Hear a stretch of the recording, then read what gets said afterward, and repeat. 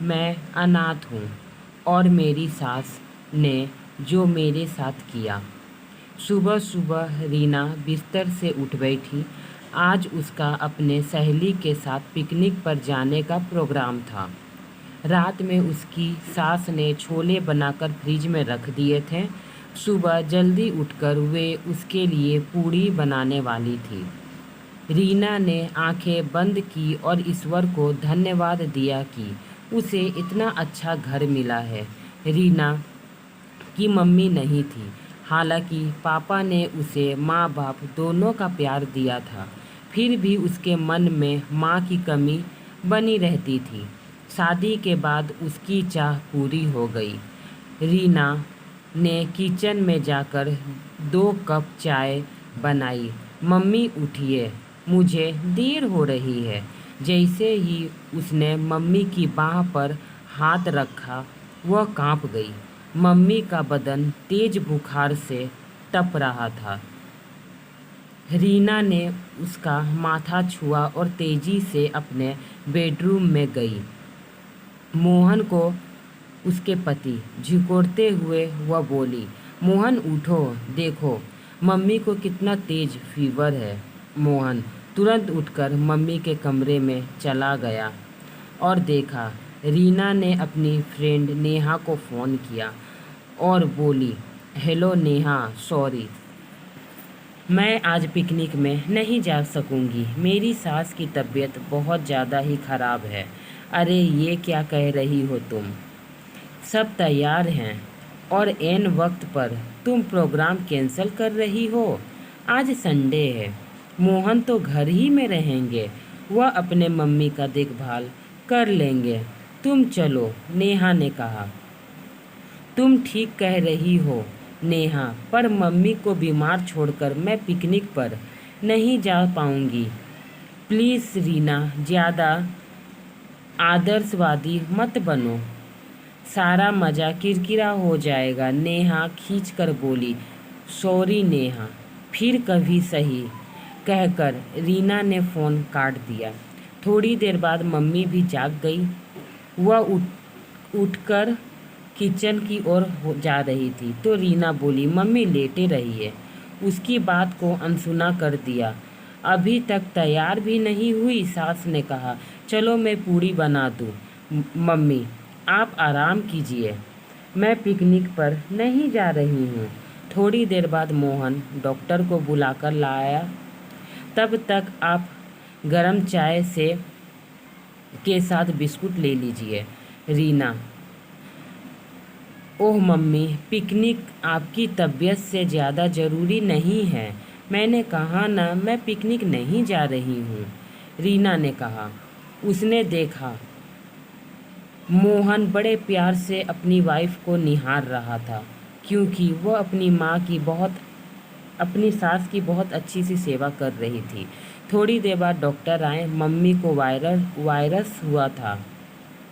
3 दिन तक बुखार कभी कम तो कभी ज़्यादा होता रहा। रीना ने ऑफिस के से हफ्ता भर की छुट्टी ले ली। इस बीच उसने मम्मी की देखभाल में कोई कसर नहीं छोड़ी। चौथे दिन दोपहर में खाना खाकर मम्मी सो गई। रीतू बरामदे में बैठी किताबें पढ़ रही थी। तभी उसकी सहेलियां नेहा और पूजा घर पर आ गई। अरे तुम लोग, मुस्कुराते हुए रीना ने कहा। उसका स्वागत बहुत अच्छे से किया, नेहा बोली।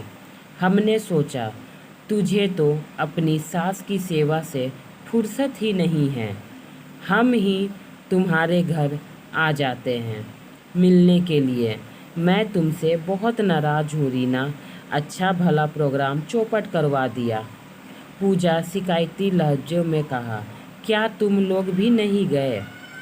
रीना ने हैरानी से उसकी ओर देखा। अकेले क्या खाक एंजॉय करते? तेरे बिना मज़ा ही नहीं आता कहीं जाने में। पूजा नाराज़गी से बोली, जो बीत गया उसे छोड़ो रीना, पर हम तुझे ये समझाने आए हैं कि इतना आदर्शवादी बहू होना ठीक नहीं है। सास की जरा सी तबीयत खराब हो गई तो तुमने प्रोग्राम कैंसिल कर दिया? सहेलियां की बातें सुन रीना ने कहा, नेहा कैसी बातें कर रही हो? मम्मी का ख्याल मैं नहीं रखूंगी तो और कौन रखेगा? वास्तव में भूल तुम लोगों की नहीं है, बचपन से ही सास की दूरी बनाकर रखा जाता है। मैंने बचपन से ही अपनी माँ को खो दिया था। मन में आस थी कि अपनी सास से माँ जैसा प्यार पाऊंगी और मुझे प्यार मिलेगा, ये उम्मीद थी। और मम्मी ने मेरी इस आस को पूरा कर दिया। उसने मुझे माँ से भी बढ़कर प्यार दिया। मैं तो यही जानती हूँ कि सास को प्यार देना चाहिए तो सास प्यार ज़रूर देगी। मम्मी ने जीवन में बहुत ही संघर्ष किया है, बहुत दुख सहे हैं। तुम लोग कभी उनकी डायरी पढ़ो तो तुम्हें एहसास होगा। मम्मी डायरी लिखती थी। हमें भी दिखलाओ, पूजा ने कहा। हम लोग भी पढ़ेंगे। रीना कमरे में से एक डायरी उठा लाई और अपनी सहेलियों को देते हुए बोली, तुम लोग डायरी पढ़ो, तब तक मैं बढ़िया सा नाश्ता बनाती हूँ। नेहा और पूजा मम्मी की जीवन कथा पढ़ने बैठ गई। मैं वंदना माधुर प्रेम विवाह को सुख की गारंटी समझ बैठी थी, पर मेरे पति समीर का मन किसी मरुभूमि की तरह था जिसमें प्यार के कौफले खिल ही नहीं पाए। विवाह को 6 माह ही बीते होंगे कि हम दोनों में टकराव की स्थिति पैदा होने लगी। उसके उग्र और शक्की स्वभाव के कारण आए दिन घर में तनाव रहता।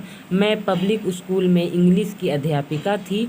स्कूल से घर लौटने में थोड़ी भी देर हो जाती तो मैं सवालों के कटघरे में खड़ी हो जाती थी। जिनकी संवेदनशील थी वो उतने ही भावशून्य थे। मोहन के जन्म के बाद मुझे लगा कि स्थिति में सुधार होगा, लेकिन आशा की झलावा थी। घर में झगड़ों का असर धीरे धीरे मोहन पे पड़ने लगा था। वह अधिकांश समय सहमा रहता, दूसरे समान बच्चों की तरह शोर नहीं मचाता, ना ही खेल कूद में अधिक रुचि लेता। वक्त सरता गया और हमारे बीच की दूरी उस समय एक गहरी खाई में बदल गई जब मुझे पता चला कि मेरी ज़िंदगी में दूसरी स्त्री है। गीता समीर के ऑफिस में काम करती थी। पहले पहल वह पार्टी में उसे देखा था। जिस अधिकार से उसने समीर को थामा था वह बात मेरे मन को खटकी, पर समीर के प्रति अविश्वास नहीं उपजा था। हाँ, अब मुझे समझ में आया क्यों वह बेजुबां मुझे शक करते थे। उनके मन में एक गिस्ट थी जो उन्हें कचोटती रहती थी, क्योंकि वो ऐसे थे। एक दिन अपने एक साथी अध्यापिका के साथ मैं शॉपिंग कर रही थी कि सामने आ खड़े समीर पर निगाह पड़ गई। उसके बाह साथ में चल रहे गीता के कमर में थी। उस रात हम दोनों के बीच जमकर झगड़ा हुआ। कितनी बेशर्मी से उन्होंने स्वीकारा कि वह मुझे छोड़ सकते हैं, किंतु गीता को नहीं। जल्द ही हमने तलाक ले लिया। मैं मोहन को अपना कानूनी हक चाहती थी, जिससे उच्च शिक्षा दिलाकर एक अच्छा इंसान बना सकूं। समय आगे बढ़ता रहा और अपनी मेहनत और लगन से एक दिन वह दिन आया जब मोहन सॉफ्टवेयर इंजीनियर बन गया। उस पे प्रसिद्ध बहुराष्ट्रीय कंपनी में नौकरी मिल गई।